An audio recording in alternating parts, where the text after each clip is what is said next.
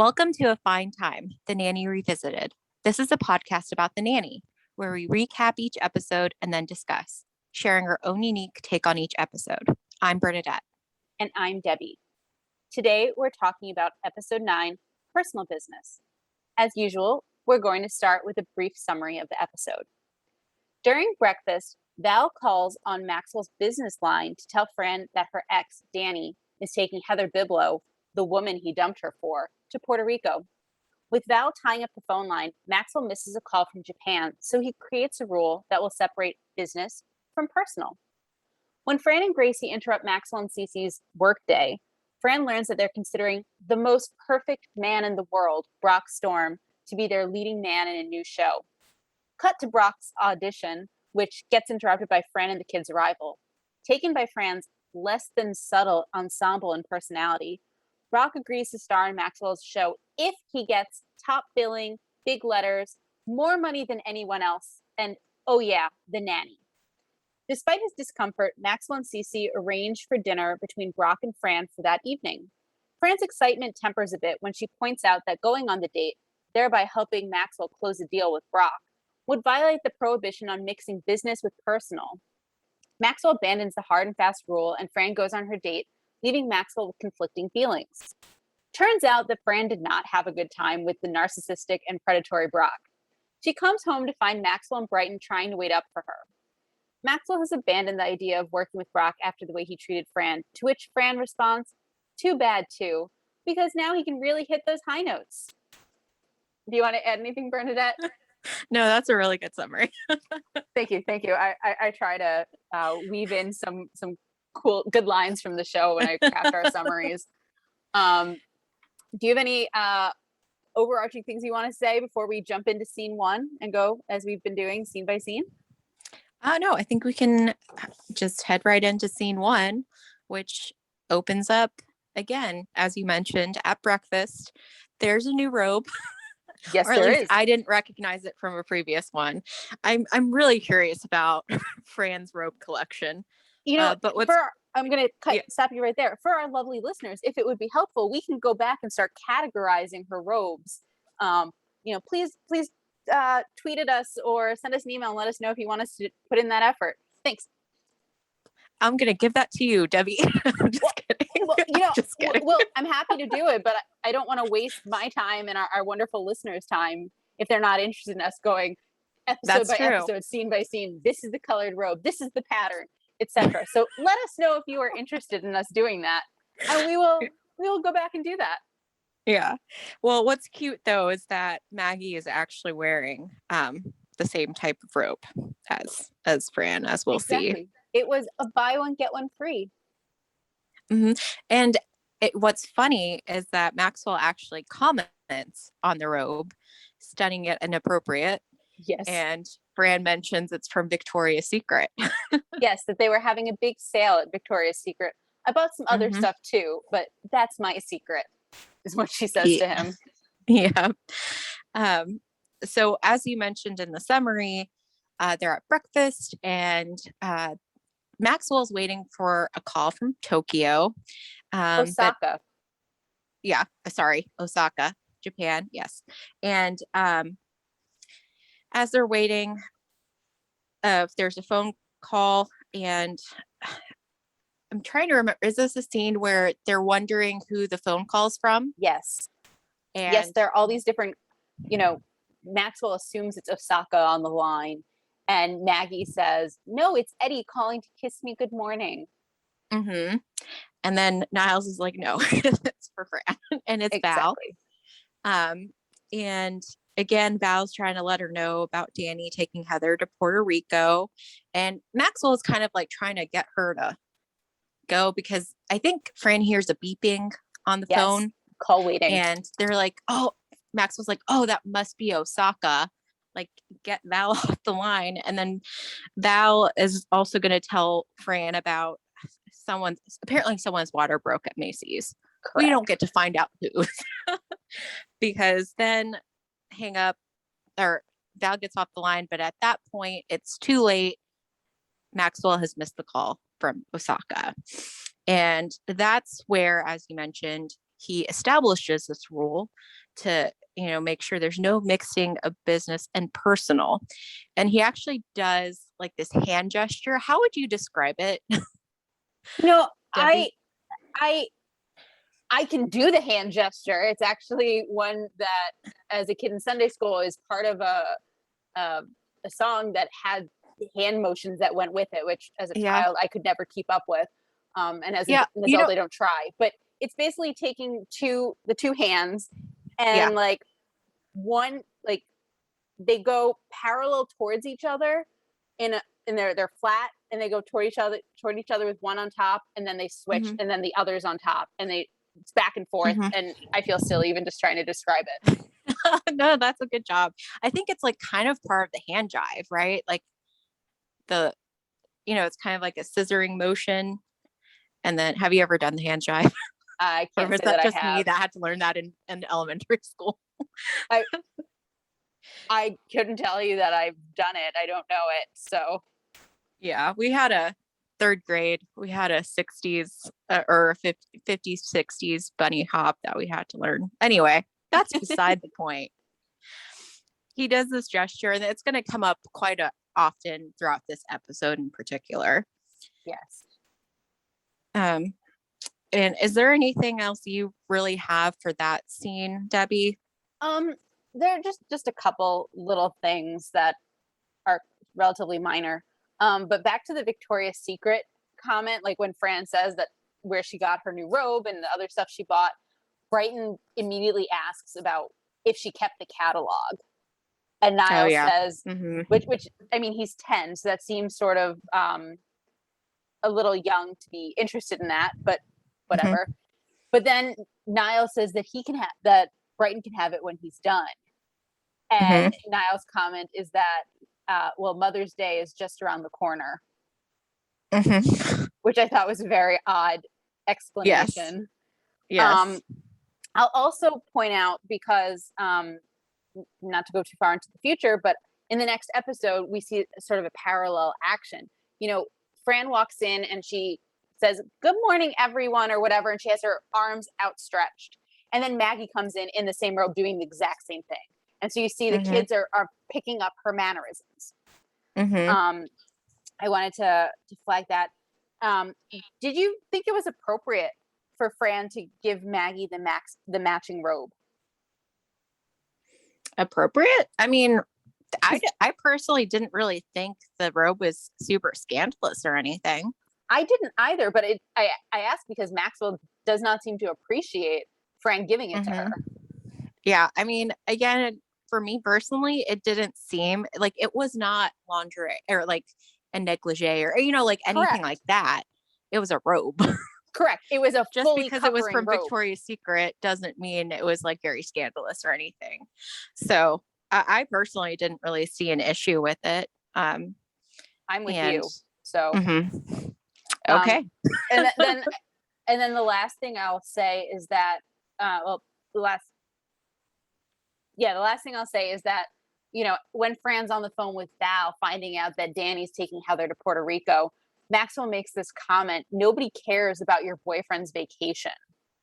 And Niles has to jump in and say, "Ex-boyfriend." And then Gracie perfectly executes the line, "I care deeply," or something like that. And yeah, so that's just cute. It's just so interesting that, like, at that point, Maxwell is just, you're referring to Danny as Fran's boyfriend. And like, clearly we all know that is incorrect, because if he was still her boyfriend, she would not be working there. So that's all I had to say. Yeah. I appreciate you adding that. And then we have the opening theme song. Yep. Yeah. And then go ahead. Go ahead. You go ahead. Okay. So then I'm mistaken. It's actually this episode where there's the parallel children picking up, further of the children picking up Fran's mannerisms. We then cut to Maxwell's office, and it looks like Max and Cece are working, and Gracie barges in, and he says to her, "Who taught you to barge in like that?" And immediately thereafter, Fran barges in, "Yoo-hoo, Mr. Sheffield." So that they barge in to tell Maxwell that Fran's taking Fran needs money to take Gracie shopping because Gracie's going to learn how to coordinate her separates. Meanwhile, Cece's on the phone and, Fran says, oh, gee, I hope that's not a personal call because he'll bite your head off.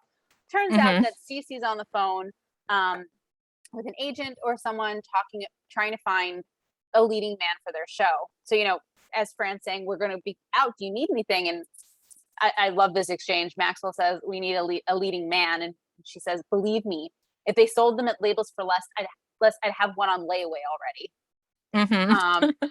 But so it turns out they're contemplating, Maxwell and Cece are contemplating casting Brock Storm, who just happens to play Dr. River Shane on One Day After Another, the soap opera in this world. And Maxwell's never heard of him, but Fran has. And she describes him as beyond perfect. And she uses the example of, despite his 2 broken arms, he delivered her baby, after a plane crash on the television show, that she calls him the most perfect man in the world. Maxwell points out, you realize he's playing a part. He's an actor. And she says, no one can act that good. He's truly sensitive. When he cries, snot comes out of his nostril. So anyway, so she's excited about the prospect of Brock Storm being in the show, as is Cece, apparently. Do you have anything you want to talk about, anything else you want to talk about in this scene? Yeah, a couple of things. Just kind of where you left off with Fran describing the plot line where he delivers, the baby with his teeth. Did you notice Niles in the background? His expressions were so great as Fran's telling this. He doesn't say anything, but he's just kind of in the background behind Fran, just kind of like eating it up. It's hilarious. And backing up a little bit, when Fran's, Fran's talking about needing the cart and stuff to take Gracie shopping, I think she points out that Gracie's wearing one Mary Jane and one other type of shoe. Yes. And Gracie's like, I dare to be different. and Fran's like, go change. Yeah, that's the end of her difference. Yep. And then the other thing was that Cece notes that Fran is wearing synthetic fur. Yes, very PC. How PC of you. And Fran kind of is like, what? And she's like, PC stands for politically correct. And Fran's like, oh, it's JC, as in Penny. Yes. So yeah, those are just a couple of other things in that particular scene. Yeah. But yeah, if you ever rewatch it, like Niles in the background when Fran's explaining that particular piece, which is interesting because we'll talk about later how Niles is with this whole soap opera world. Yeah. I will just say one other thing, that when Cece's getting off the phone, she ends her call, kiss, kiss, love you, ciao, hangs up. What a phony. Oh yeah. That is, it was classic Cece. Correct. Absolutely. I have nothing else on that scene. Okay. Yeah, me either. So we cut then to the living room, and as you explained before, Debbie, how Maxwell's office is in the home and that we would see them occasionally having people try out. Well, we're in the living room and it's Brock Storm, we assume, and he is attempting to sing a song from Oklahoma. Yep. And he's messing up the spelling, and Cece comments, who needs to spell when you look like that? Correct. Yeah. And anyway, they finish up. They're kind of chatting. Brock mentions that he's supposed to be meeting, with Andy later, and Andy being Andrew Lloyd Webber. Yeah. And because it's I'm assuming his debut, right? Yes. And so Maxwell's like, oh no, you thought someone with style, taste, and class, who can ensure that this is going to be great. And then right after that's stated, in through the front door comes Fran with the kids, and she was talking about quiche. Yes, the contradiction between the style, panache, etc., that Maxwell is talking about. And Fran walks in. Ugh, she burps. I don't know what I don't remember what I had for lunch. Oh yeah, quiche. It's not a Uh-huh. very high class, classy thing to do. Yeah. And then this is important to note if you haven't seen this. Fran has a large like coat on, Yep. and she takes it off to reveal. Would you describe that Oh, as a before you even say oh, that, okay. Yeah. so she walks in this big coat, so all you see is this big coat. It's not. She basically looks like a blob, right? I think that's fair. Mm-hmm. Mm-hmm. And she says, "Oh, gee, if I had known, I would have dressed." At which point, she takes off the coat in like one quick movement, Yes, a flourish. a flourish. Perfect description. And she has is would you describe it as a tube top or No, because I, it's less than that. it It's well, so a tube top to me has no sleeves or no straps. uh-huh. This had sleeves, right? It's Yeah. long sleeve. It's sort of like a bandeau, it's sort of yeah, it sort of escapes It's hard to words. describe because it's just in terms of like the top portion, not the arms, but the top portion, it's only like covering her breasts. Correct. It's So, but like I feel like even saying that doesn't even do it justice. And I know we usually like to talk about fashion in its own as its own shtick, but because it's so important to the scene, I think we should talk about it here. mhm. It's sort of like feathery, or it's ruffled, it's textured. It's not just like a plain piece of fabric. Uh-huh. It's like, imagine like if she were two-dimensional, it's like a rectangle across her breasts. Yes. And her midriff is showing, and then of course it has the long sleeves, which are also textured or feathered. It is a very interesting outfit. Mhm. Yeah, and it's black and I almost you're right. It's hard to kind of describe the texture because at points it kind of looks like flowers, but you're right, sometimes like feathers. It's like you said, not just a plain black ensemble. Um, Correct. but she has very clearly planned this. Yes. In fact, as Maxwell later notes in the scene, my less than subtle nanny, Yep. she's not being very subtle about about it. So, Correct. um, but Maggie is also um Taken. excited to meet.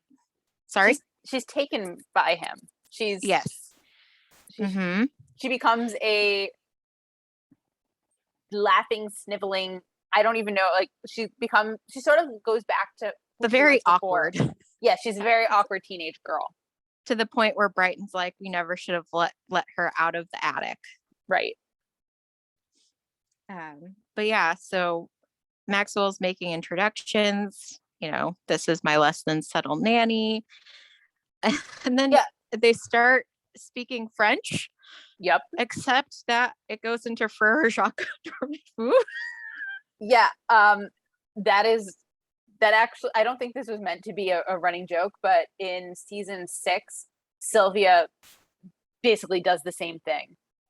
Mm-hmm. Yeah. But so like you that. can tell Brock is kind of interested in Fran. Yep. Yep. And then Cece calls Fran aside. yes. To sign a word. And yes. She says, "Get out or I'll hurt you." Yes.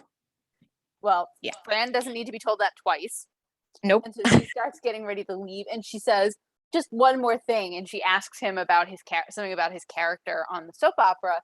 Did you know, like, while whatever her name was off, while you were selflessly raising your child, and so was off, did you know that he wasn't your biological child? And he says, "Yes, I've always known." And Frances, mm-hmm.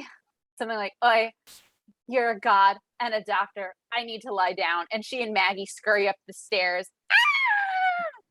They're so excited. Mm-hmm. Sorry, I tried to shriek in a lower volume, and it did not sound good. So I apologize to our listeners. Okay, Debbie, I just realized something. I left out something from the scene before. Can I quickly insert it here before we move on? Of course we can. So, as you put it, we make the rules. Yes. Okay. So, as we noted, Maxwell does not know who Brock Storm is. Right. And at one point, they're trying to convey how well he's known and that he's, Dr. River Shane on one day after another. Fran notes he was in Soap Opera Digest, and then she also says that they've actually named a meal after him, the Brockwurst. And Maxwell says,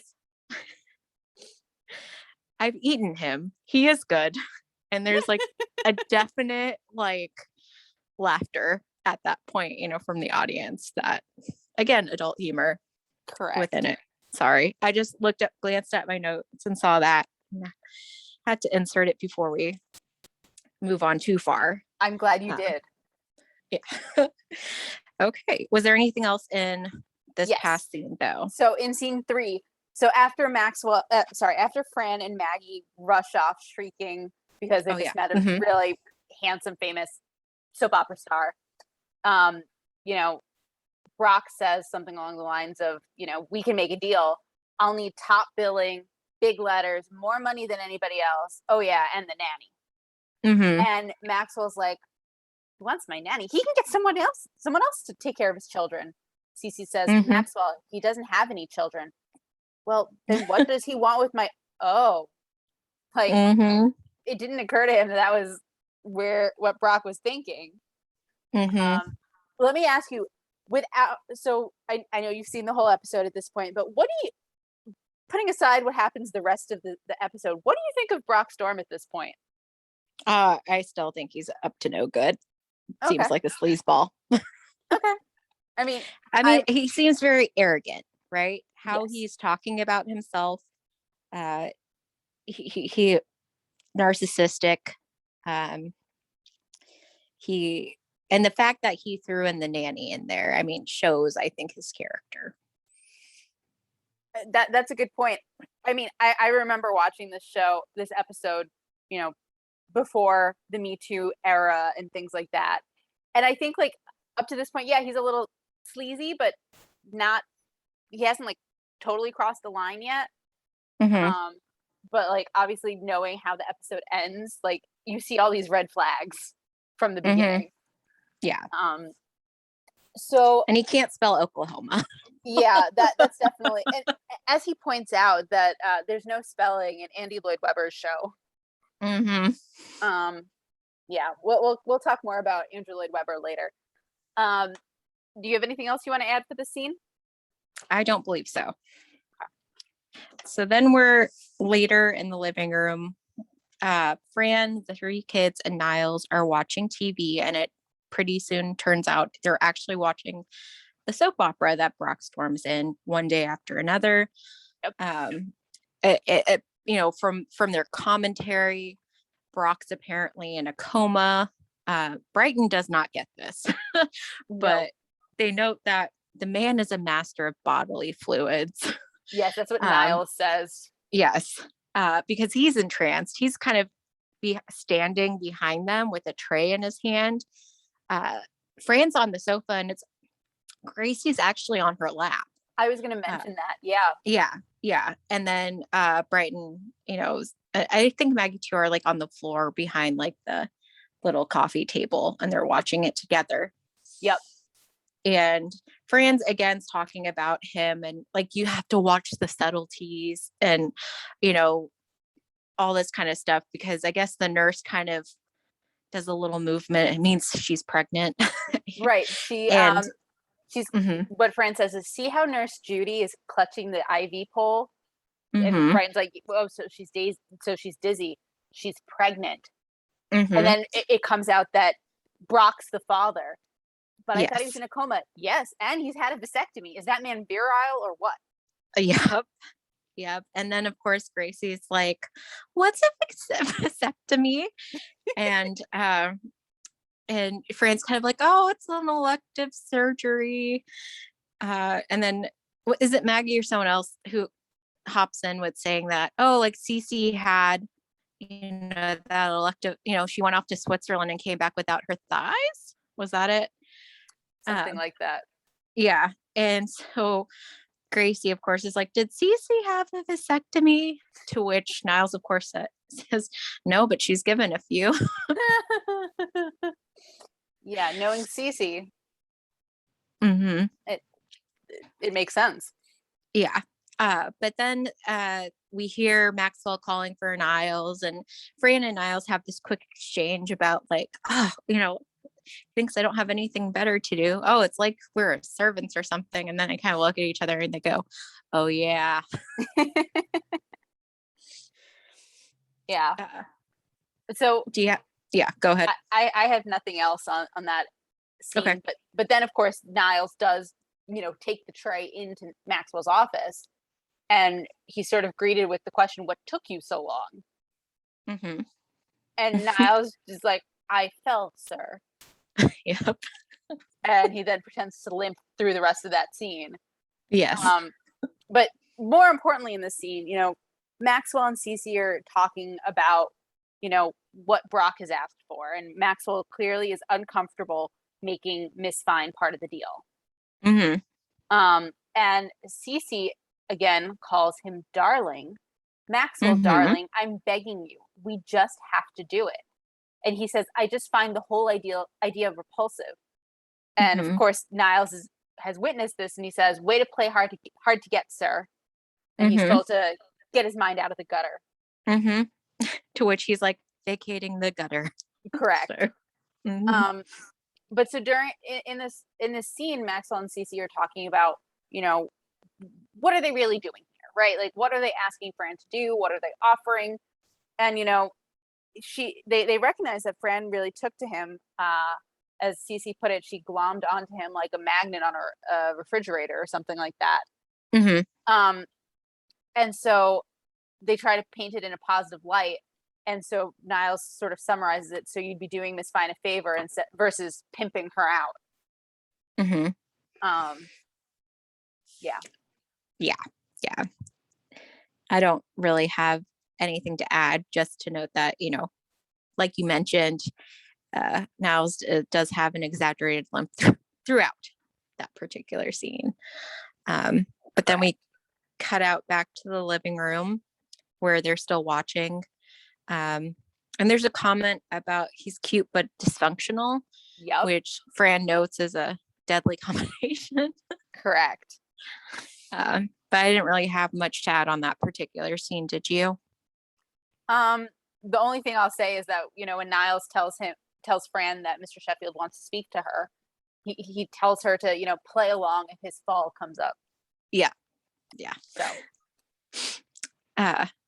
And then Fran goes into the office, and immediately she's like, I'm sorry. Like, I didn't know the nail polish remover would remove something. And of course, they have no idea what she's talking about.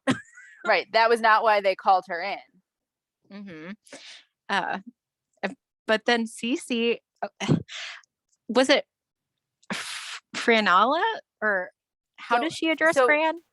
So, even before Fran walks in, Franala, yeah, but even before Fran walks in, Maxwell has agreed, all right, I'll do it, but I won't like it. To which Cece says, where have I heard that before?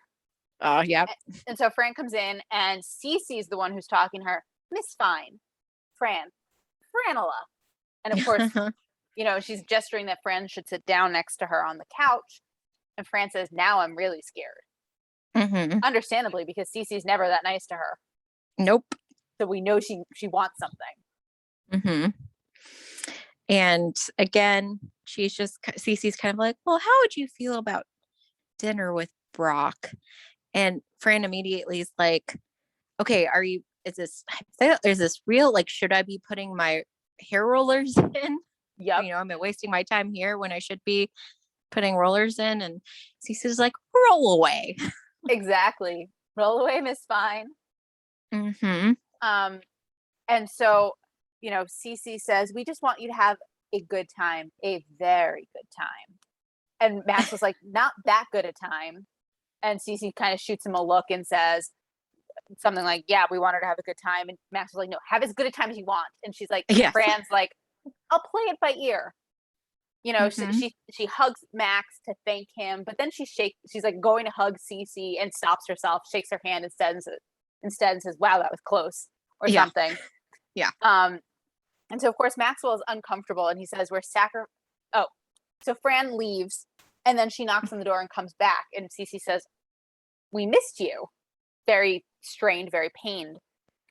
And, you know, eventually comes out, as Maxwell puts it, "We're sacrificing you to Brock to close our filthy business deal."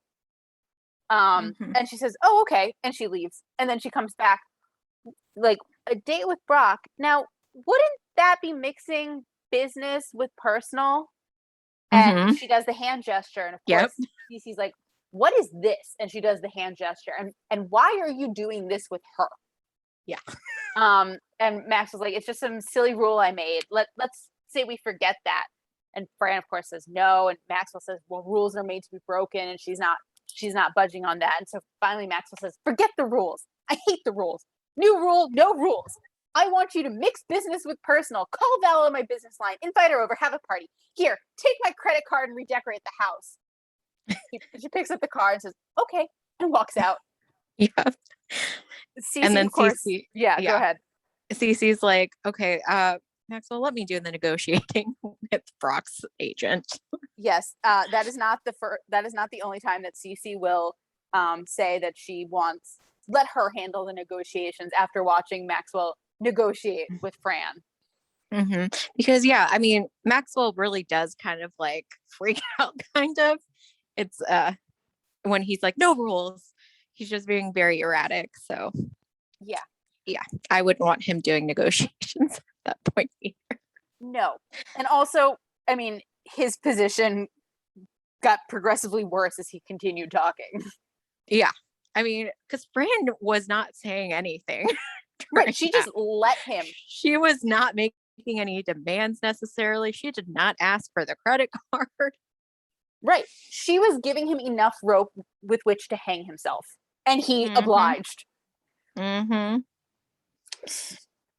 So then we, unless you have anything else on that scene. Nope. So then we cut to Fran and Maggie getting ready for their dates. And, you know, rewatching this episode, I realized how much of what I learned, how much of the knowledge I have about makeup I've absorbed from this show. For example, Fran explains to Maggie that the secret of applying blush is less is more. And I distinctly remember when I would put blush on, I would say to myself, less is more, less is more. And then, you know, she also talks about perfume and that a few drops strategically placed on the pulse points. And she goes here, here, here, and between the eyes, here and here, you know, wrist, behind the ear, you know, and she's going to go for between the breasts, but then she realizes who she's talking to, between the eyes, that the brain is the sexiest organ. So I thought she was going to go lower than that, but regardless, she said between the ... you know, there's a long pause, eyes. Right. But yeah, what's cute is that Maggie talks about how, like, Maggie is gushing, and of course Gracie is in the scene with them. Gracie is not getting ready for a date. She's 7, right? At this 6 or 7 at this point.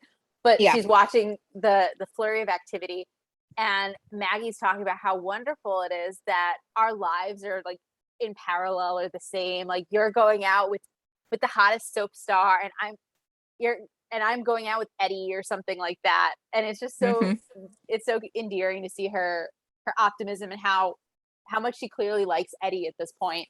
You know, that Eddie is comparable to this famous soap star. Yeah, and how crazy it is that their life's so alike now. Exactly. Yeah, and Gracie, of course, is also because Maggie put on a lot of blush. Yes. Gracie turns around as well, and she's like, how does this look? And she has lipstick all over her face. Yep. You know, around the mouth, but still all over. And Fran comments it's like her it was an aunt before she had her glaucoma, her cataract surgery. Yep. And then someone notes, where's Val? Because at this point, I thought it was just Fran with the two girls, but no, Val's there as well. She had been, in Fran's closet and notes that if it had a bathroom, she could sublet it. Right. But so, Val's in awe of the place, and then Niles comes to the door and notes that Mr. Storm's blown in. Correct. And so the girls get so excited, and Fran's trying to decrease their excitement and put a damper on it a little. He's just a person. It's just like any other date. Which I like her optimism at that point, because in later episodes, that is not necessarily the response people have to her going on a date. So like, it's just like any other date, like calm down. Like, there's definitely an episode, I'm sorry, I'm totally jumping into our feature fun, but there's definitely an episode where she's going on a date and like her mother is trying to like get her ready, like that her hair needs to be bigger and her skirt needs to be different and the neckline. And anyway, so it's good to see the optimism there. Yeah. And then, so Fran during this entire scene is wearing a robe. Another bathrobe. Yes. And then she also has another one hanging on on a hook on her closet door. So I'm like, how many robes does Fran have? All the robes. So she starts walking out to go greet Brock, and she's still wearing her robe, but she comes back in and she immediately is like, don't start with me, Niles.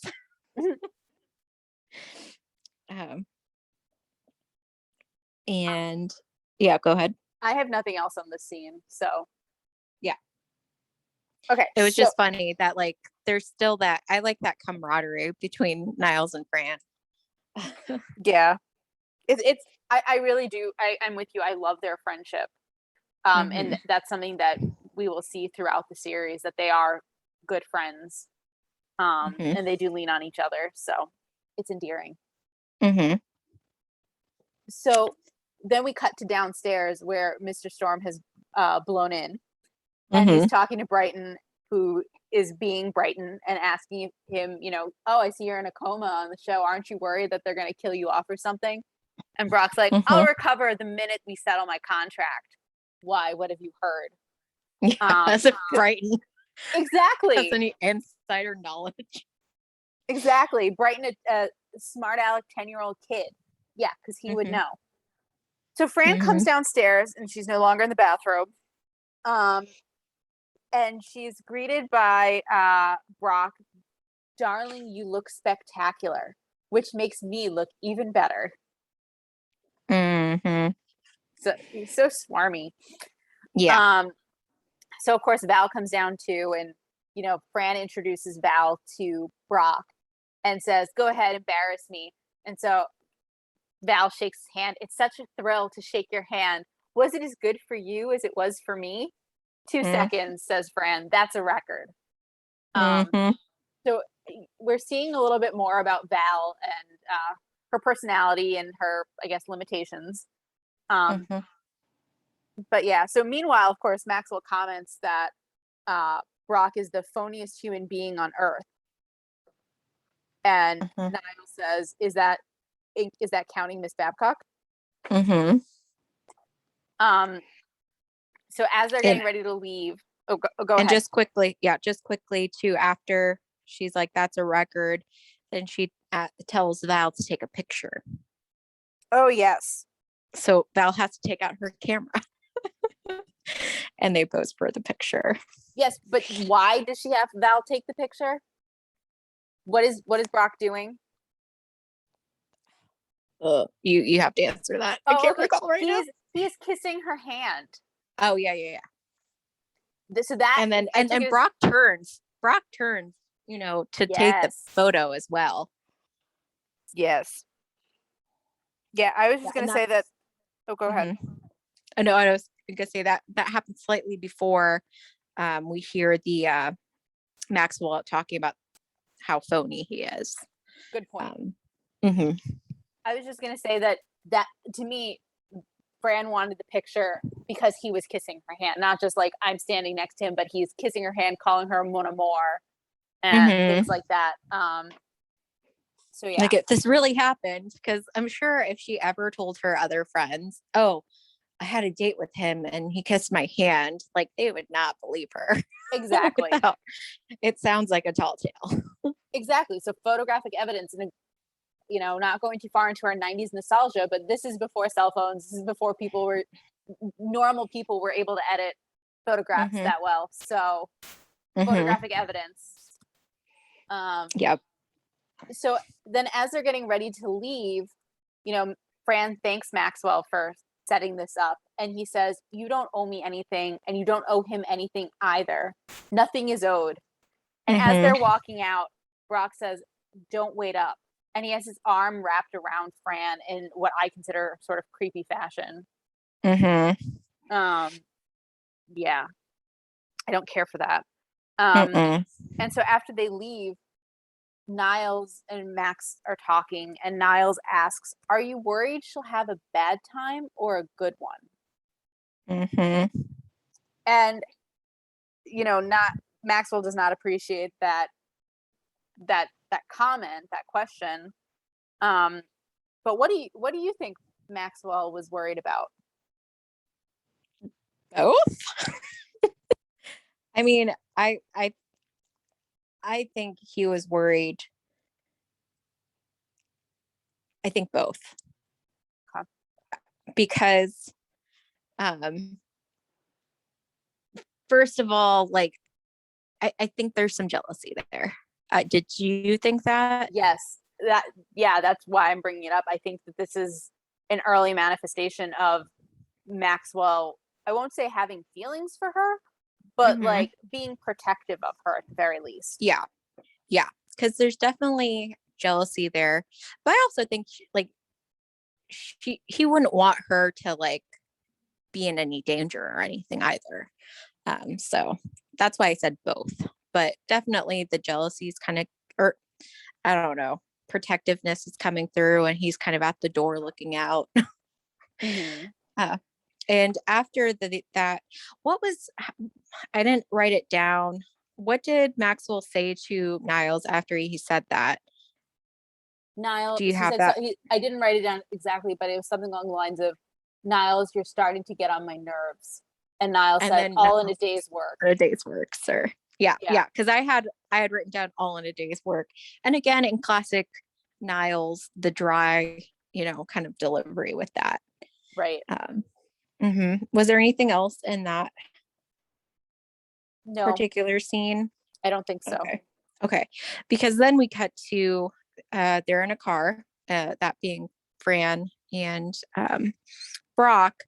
They're in the back of a car. Yes. Because Brock is not driving. We later see it's a limo because there's an exterior shot.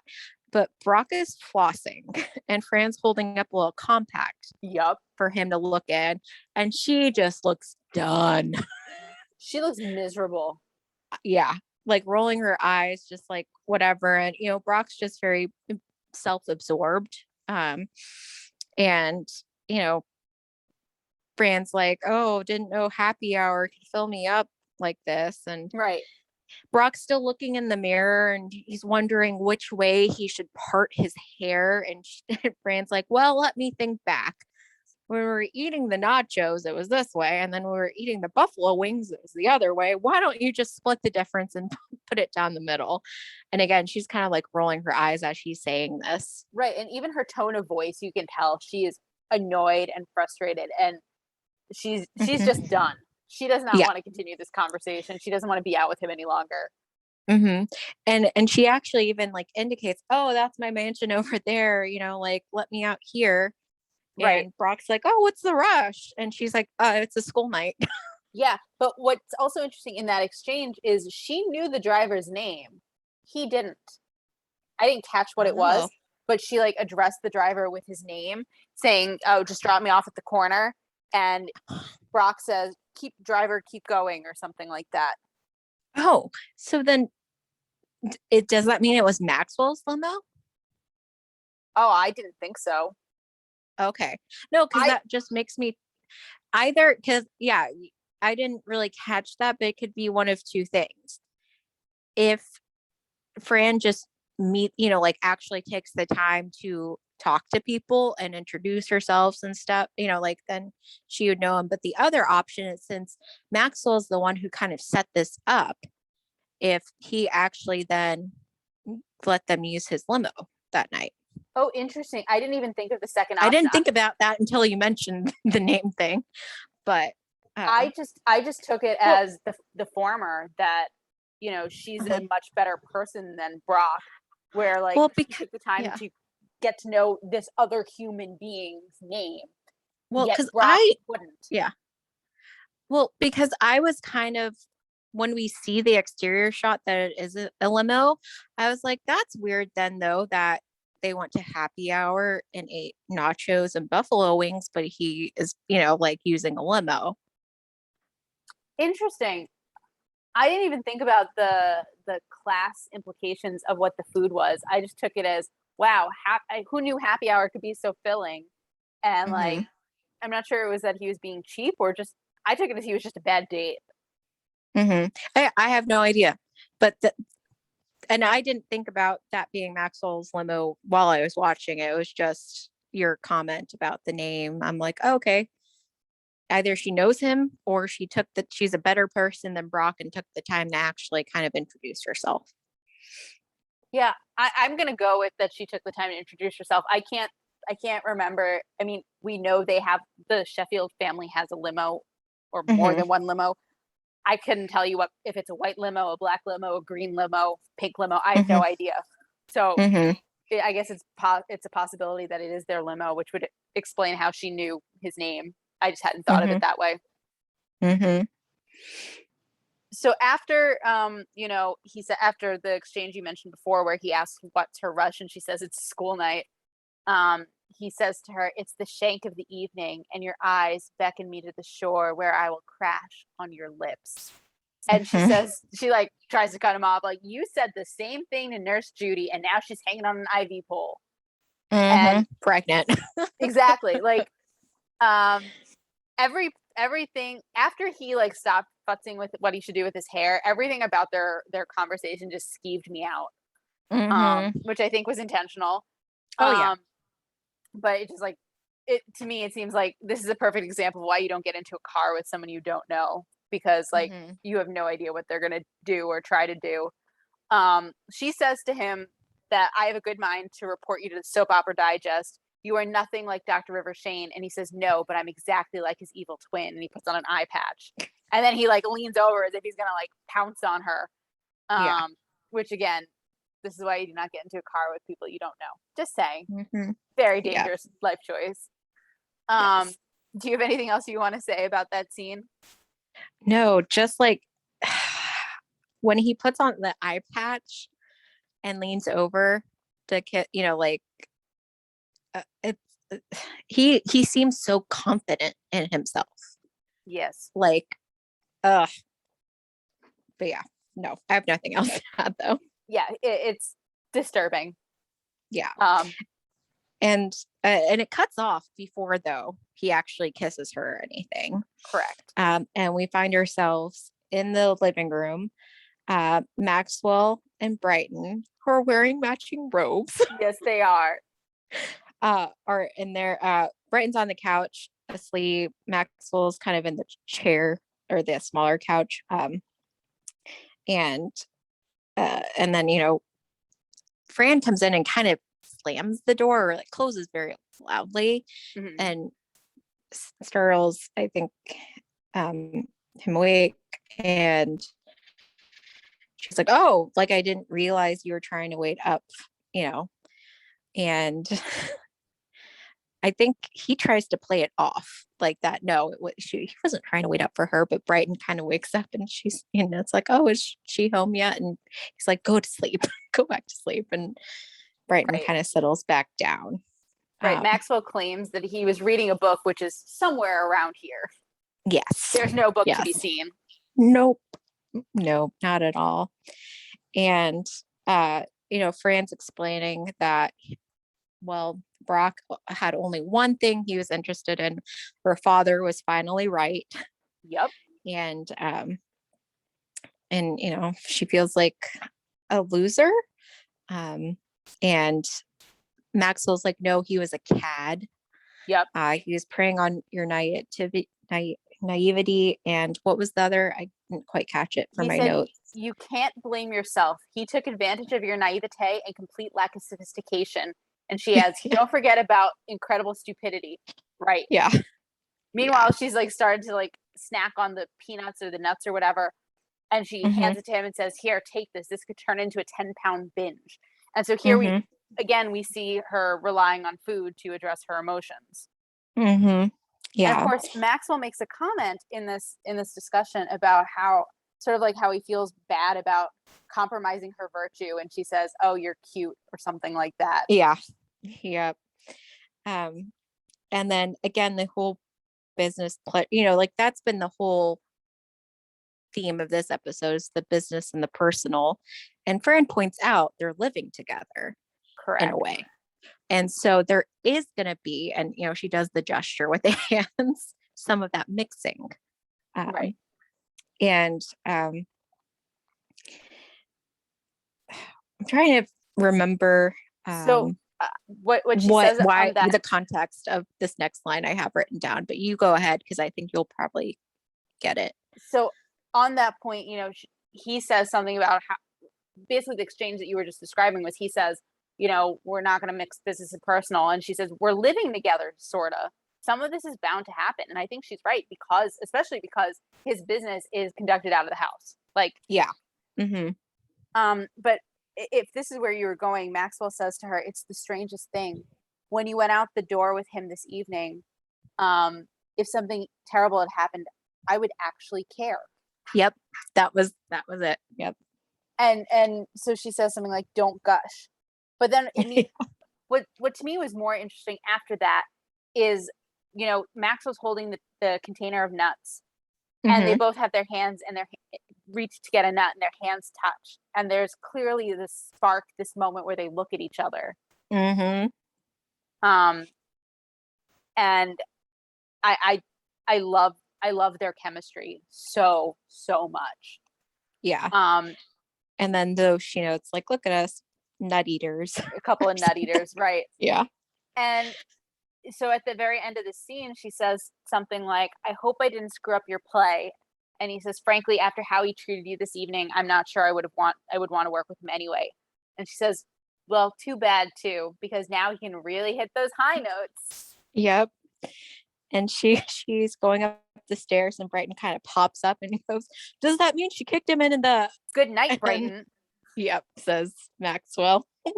So Brighton was also clearly awake during this whole exchange. Yep. But yeah. So was there anything else in that scene for you? No. Okay. No. So then we cut to the ending scene. They're in the living room, Fran, the kids, I think Miles, and they're playing, why am I blanking? Scrabble. And she mentions a word that we'll get into in her shtick. And then I noticed also the sweater's one from a previous episode. We'll get to that more, but Maxwell's on the phone and and it's related to what had happened. And so Fran thinks it's Cece or some type of business kind of call. And it turns out Maxwell's actually talking to Val. Right. Because Maxwell says that, he didn't want another soap star. And Fran tells him, oh, if you hear any beeps, I'm expecting a call from Val. And Maxwell says, this is Val. Yeah. And meanwhile, Maggie's trying to do Gracie's hair. And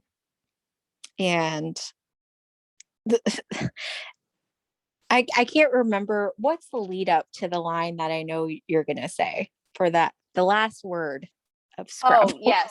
So they have on this soap again. And someone, I think it was Niles, who comments, oh, look, they've replaced Brock Storm. And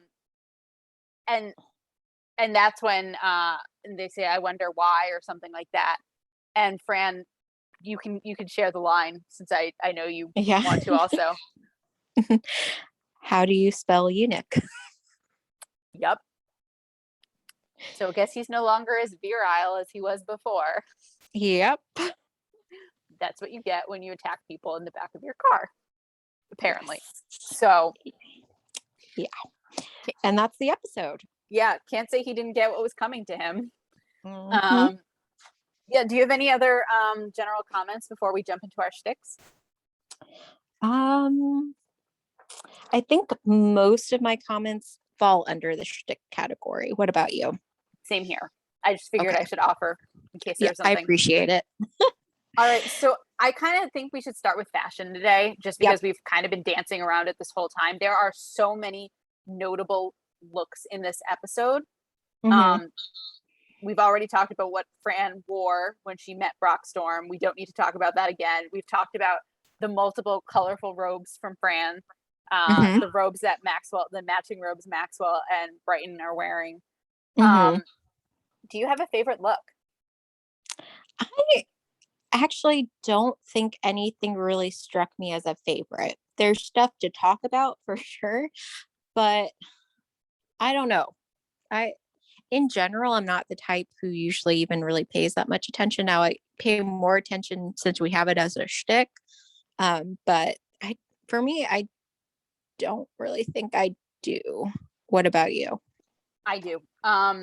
So I really like in the scene where the first scene where they're watching the soap opera, Fran is wearing jeans, and then she has this geometric pattern shirt under a black vest. That is my favorite of her looks in this episode.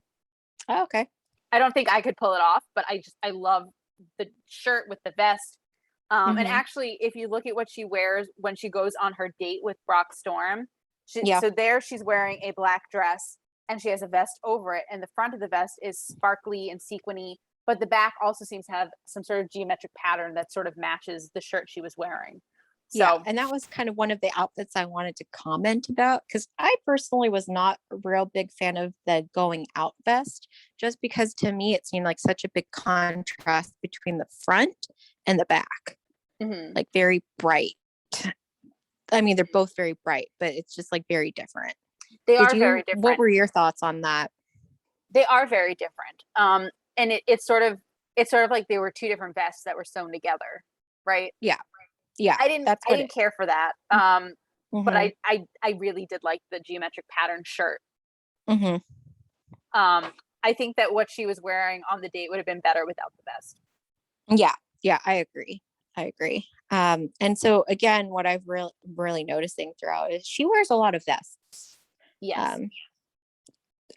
Throughout. But the other thing I wanted to comment is that in the very last scene when they're playing Scrabble, the sweater that she's wearing, it's red, orange, and green. That is one we've seen before in another episode.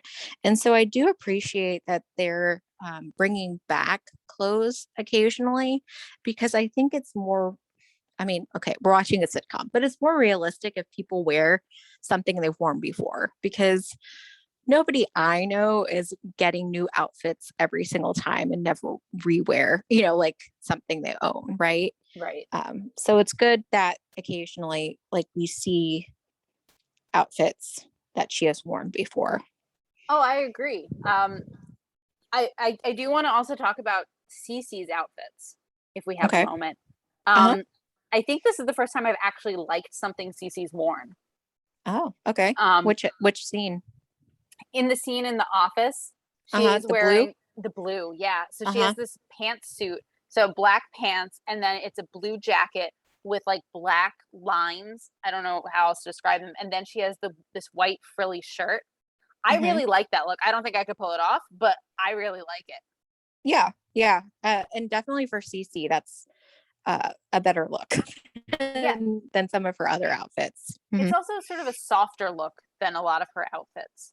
Yeah, because there's still like in the shoulder area, there's still some but it's not nearly as linebackery as some of her other outfits. So I'll also mention, so here in this episode, Cece's wearing a lot more color than we've seen her wear before. So we've mentioned the blue, And then in the scene where after when we meet Brock and then everything else where we see her, she's wearing a red jacket. And the red Mm-hmm. jacket looks a little dated to me because it's so long. But again, it's a bright color, which is Mm-hmm. we haven't really seen from her that much. Mm-hmm. And she has this white shirt. I don't know if I want to call it collared, but it has texture of its own. Mm-hmm. So here we're seeing a different side of Cece, if you will. Mm-hmm. Yeah. Yeah. Was there anything else in terms of fashion you wanted to discuss? No, do you have anything else? Nope. Because mine, I think, would kind of lead into 90s nostalgia. Don't know if That's you want to exactly go where I there. wanted to go. How did you know? Okay. I don't know. Psychic, I guess. I guess so. Because I will say Gracie's outfit when they're in the office with Maxwell seems very 90s to me. Yes. Was just screaming 90s. It was a dress. The pattern is what really seemed like 90s to me. But some of the stuff in terms of 90s, we kind of already mentioned in passing, the camera.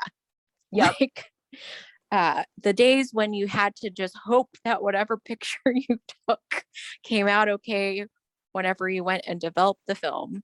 Correct. Because I would be kind of curious to see the end product of that photo that Val takes, because as she's taking it, like there's movement, like Brock is kind of turning his head too.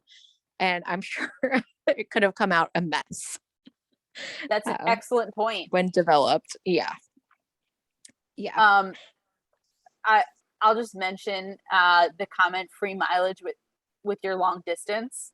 Mm-hmm. Like I feel like in the age of cell phones, where Mm-hmm. there's less of a focus on long distance phone calls. Yeah. Mm-hmm. I mean, at least within the country, but to me that Mm-hmm. just seemed very dated with the obviously the landline phone and the multiple phone lines and Mm-hmm. Yeah, and the whole like trying to figure out who the phone calls for. yes, there's no caller ID. Mm-hmm. Uh, Yeah, and everybody's kind of reliant upon one phone versus everybody having their own. correct. Mm-hmm. Oh, simpler times. And I'm trying to see. So that was interesting because I still think like the whole PC politically correct, we still have that terminology Mm-hmm. around, but JC Penney not as much lately. True. And then again, I think it's so interesting because Brock Storm looks very much like a 90s soap opera person. Like it looks 90s. Do you agree, disagree?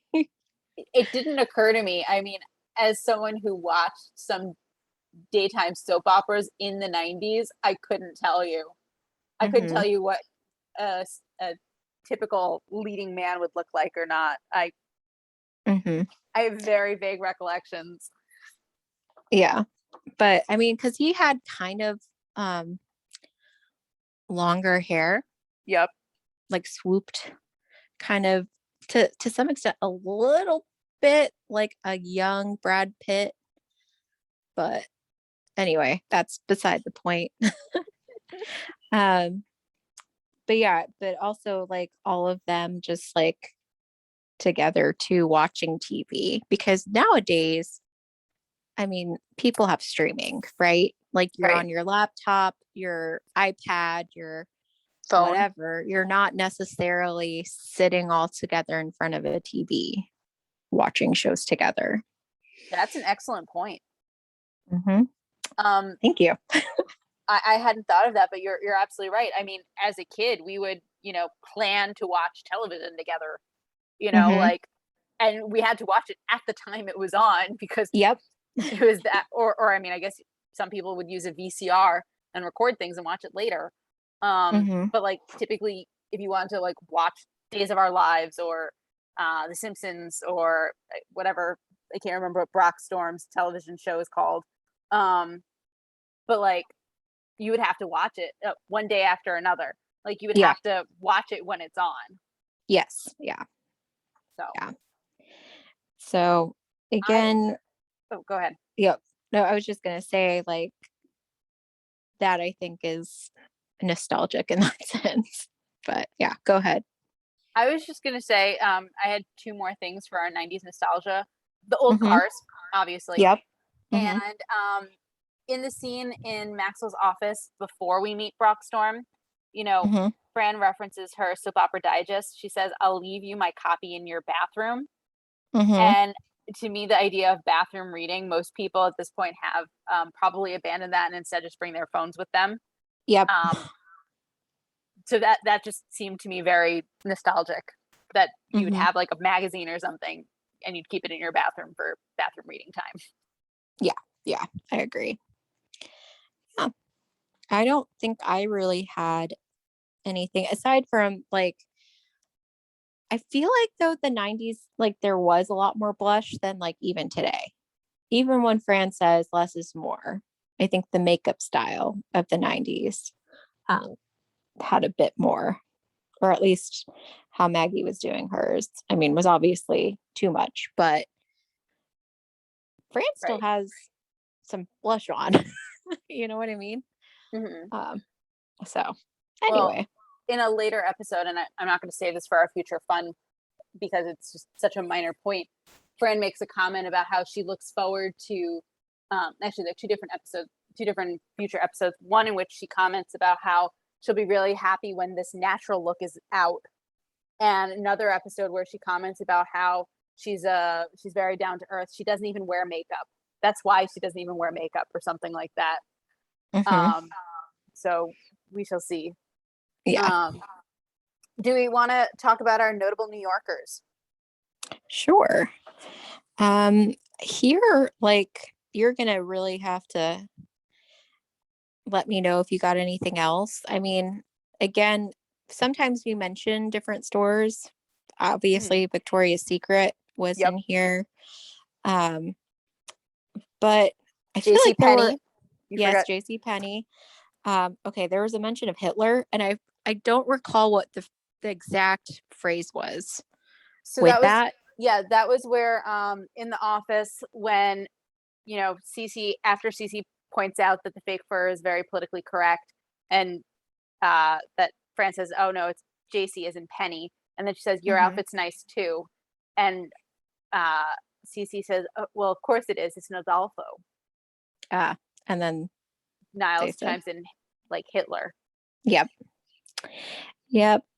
And then we also have the musical Oklahoma, Yep. reference to Andrew Lloyd Webber, Yep.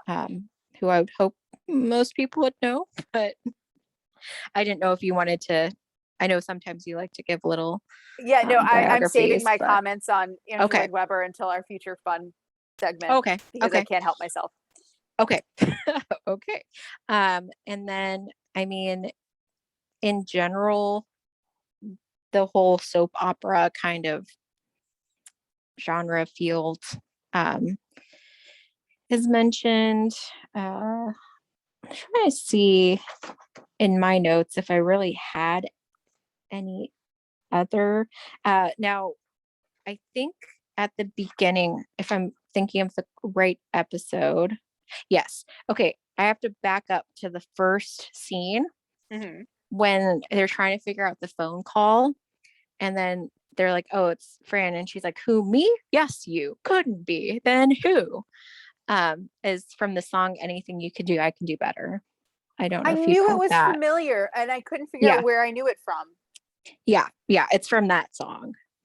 Um, and then let's see here. It was kind of funny to me. Anytime they mentioned Nurse Judy, I like pictured Judge Judy. Not the same Judy. I know, but I was always expecting it to be Judge Judy. But yeah, I mean, I don't think I really had anything else. Did you? Um, the only other person I will mention is, and the only reason I know this is because I looked it up. The actor who played Brock Storm, his name is Stephen Nichols, and he actually was a soap opera star. That makes sense then. Yeah, he was on, according to Wikipedia, he was on Days of Our Lives, General Hospital, and The Young and the Restless. Well, there you go. So I guess you're right. The He did perfect look like person to play a soap opera actor. Exactly. So I guess you're right. He did look like a 90s soap opera star. Yeah, there weren't that many references to this in this episode. But yeah, so I guess that leaves our Yiddish Cop. There's literally one entry, which before Bernadette and I started recording, she pointed out to me. It's the word shmagegi, which Fran tries to play in Scrabble, and she's challenged as to whether that is a word or not. So according to vocabulary.com, they translate it basically as like nonsense. I would have translated it more as a crazy person. And I think that fits with how Fran tries to use it, like as in her I don't remember which relative, but as in insert relative here. Like, yeah, one of her cousins, I think. Yeah, her cousin is a shmagegi, like is a crazy person. And this is a word that we're going to hear a lot of on this show, because it not only is it a fun word to say, it does describe people very well. So we will hear it again and again and again. So add it to your vocabulary. Exactly. It's fun to say. Like, who would not want to be like, oh, stop being such a shmagegi? It's fantastic. So before we do our episode rating, we have a few things. I have a number of things under future fun, and I'm sure there are more that I will come up with later once we are done recording, and then I will be sad. The first one we're going to talk about is Andrew Lloyd Webber. So Andrew Lloyd Webber is a very famous Broadway. He's famous in the Broadway community. His hits include Phantom of the Opera, Cats, Sunset Boulevard, Evita. Like, he is a very well known, very well renowned member of the Broadway community.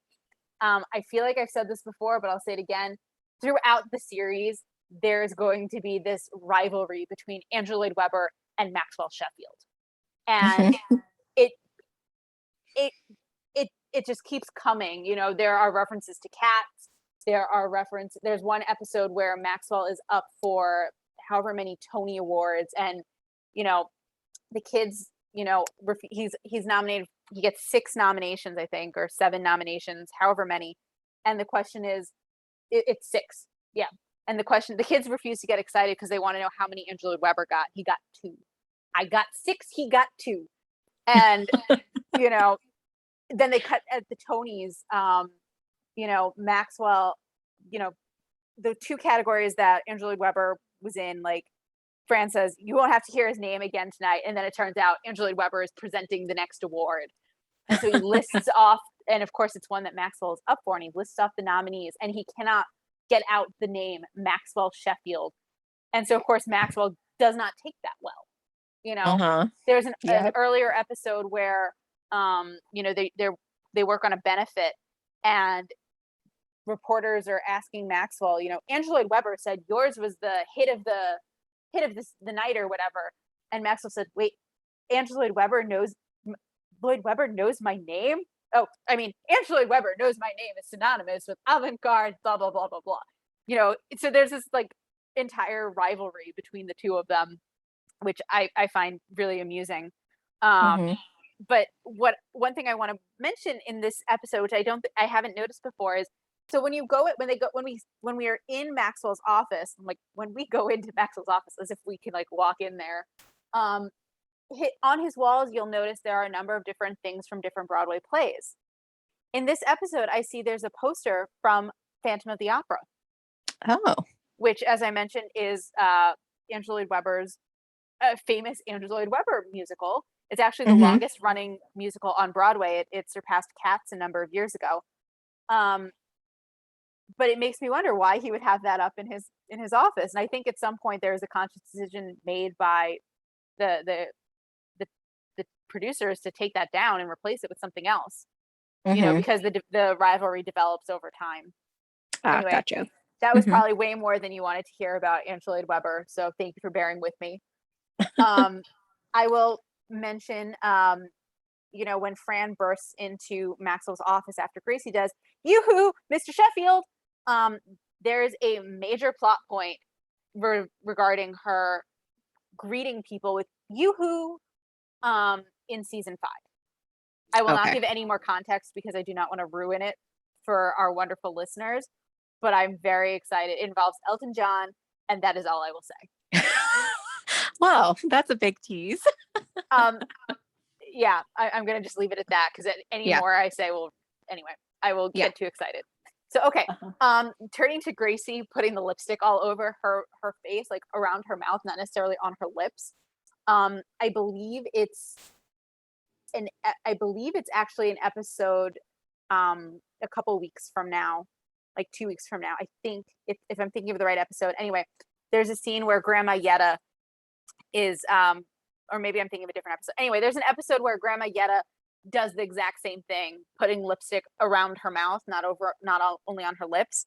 And she says, "I don't trust anyone to put on my makeup but me." I will add that since you mentioned the "Anything You Can Do, I Can Do Better" song, that song will appear in the last episode in season 1. And then the last thing is really, Maxwell worrying about Fran and the spark when their hands touch. Like, there is more of that we will see. And that's all I'll say. Okay. So I think this week, Debbie, it is your turn to rate it first. Oh no. Okay. Well, this is not an episode that I typically go out of my way to watch. Because I don't really like Brock Storm for obvious reasons. But obviously there's a lot that we were able to talk about here, and there are a lot of these little details. So I'm going to give it a 4. Okay. How about you? So I've been kind of going back and forth as to what I'm going to give it, because obviously I'm not a fan of Brock Storm, but I do appreciate the tropes that it brings out and the sparks between Fran and Maxwell is enjoyable. So I think I'm going to end up with a 4.5. Oh, wow. Okay. Yeah. I mean, it's a classic trope, like that kind of like jealousy kind of thing. Right. So, but not a fan of Brock Storm himself, though. No. But he got what he had coming. So, correct. We'll leave it at that. Correct. All right. Well, that's all we have for you today. We hope you had a fine time with us as we revisited The Nanny. Join us next week when we'll be discussing episode 10, The Nanny-in-Law. If you'd like to reach us on social media, you can find us on Twitter at Nanny Revisited. You can also send us an email at finetimenannyrevisited@gmail.com. Have a great week.